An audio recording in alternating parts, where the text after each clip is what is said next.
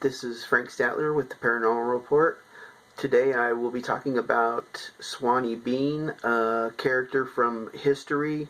Everybody thinks that he was a real person, but they haven't really found out the very facts of the case. But as the story goes, this guy was some type of a butcher, and he learned his trade, and then he got married, and he couldn't support his wife, so him and his wife moved into a cave on the shores of Scotland. And so they were not making a good living at their trade, his trade. So they started robbing caravans of travelers going back and forth, and they got pretty good at it. They got a lot of money, and a lot of people came up missing, and they never got caught. So what they did was they had kids, and then their kids had kids with their brothers and sisters and aunts and uncles, and it actually became a pretty much of a mess.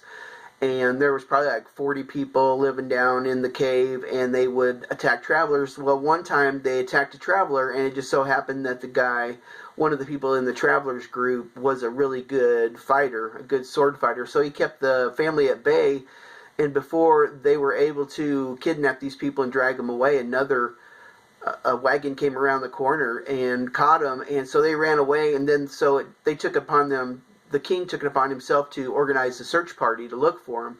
And they looked, and they eventually found them in this cave. What was so hard to find it is because at high tide it would be completely submerged, the entrance would, in water. So they found this family living, incestuous family living, interbreeding in these caves all over the place, and it was pretty gross, and there were like human torsos. And finally these people were caught, and they were brought to justice, and if I remember correctly, as is the tradition in the old days, they were burned alive.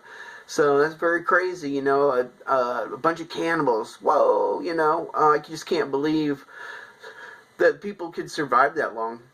It's just mind-blowing. So I hope you enjoyed that short story. Thank you very much. This is Frank Statler with the Paranormal Report.